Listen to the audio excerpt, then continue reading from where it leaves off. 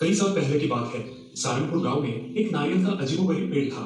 इसकी पंक्तियां सुनहरे रंग की थी और उस पर सुनहरे पंख वाली चिड़िया रहती थी। इस नारियल के पेड़ की खास बात यह थी कि उस पर 3 सुनहरे नारियल लगे हुए थे।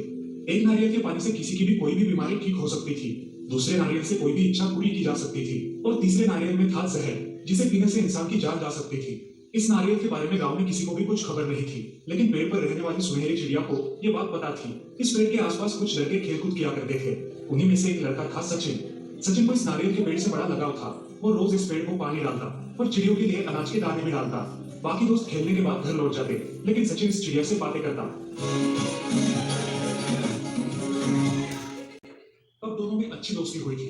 एक बार सचिन ने उत्सुकता से चिड़िया से पूछा, ये नारियल का पेड़ अलग क्यों दिखता है और आप भी एकदम अलग सुनहरी हो, ऐसा क्यों?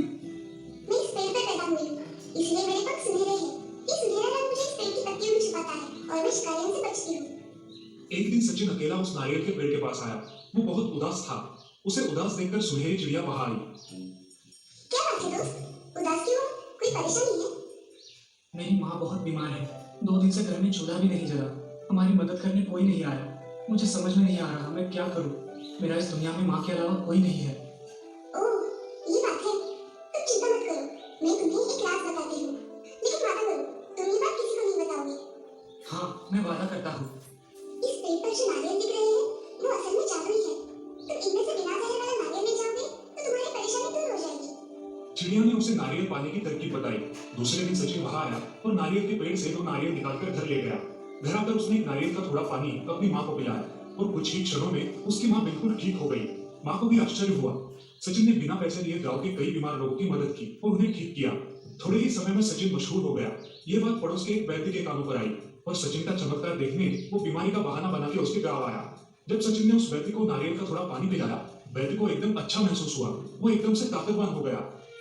ओह, ये तो सचमुच चमत्कार वाली बात है। जरूर इस नारियल के पानी में कुछ है। वैद्य अपनी मीठी मीठी बातों से सचिन को बहकाने लगा। बेटा, ये नारियल मुझे दे दो, अब तुम्हें इसकी कोई जरूरत नहीं। मैं तुम्हें ढेर सारे पैसे दूंगा। सचिन ने नारियल देने से इनकार किया। वैद्य को बहुत गुस्सा आया। उसने कुछ गुंडे बुलवाए और सचिन की माँ को कैद कर लिया और वहां से उसे दे गया। सचिन डर गया और रोने लगा। तभी उसे उस जादुई नारियल के पेड़ की याद आई। वो वहां आया। हे जादुई पेड़, मुझे मेरी माँ के पास पहुँचा दे। जादुई नारियल ने एक उड़ती हुई चटाई मंगाई और उस पर बैठ के सचिन अपनी माँ के यहाँ पहुंच गया। सचिन ने बड़ी हिम्मत से अपनी माँ को वहां से छुड़ाया।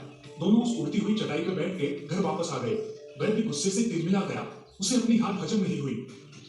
इस लड़के के पास जरूर कुछ ना कुछ जादू है, मुझे पता करना ही होगा। वैद्य ने सचिन पर नजर रखना शुरू किया। सचिन जहां जहां जाता वो उसका पीछा करता।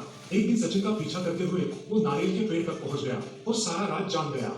अगले ही दिन वैद्य सीढ़ी लेकर नारियल के पेड़ के यहाँ आया।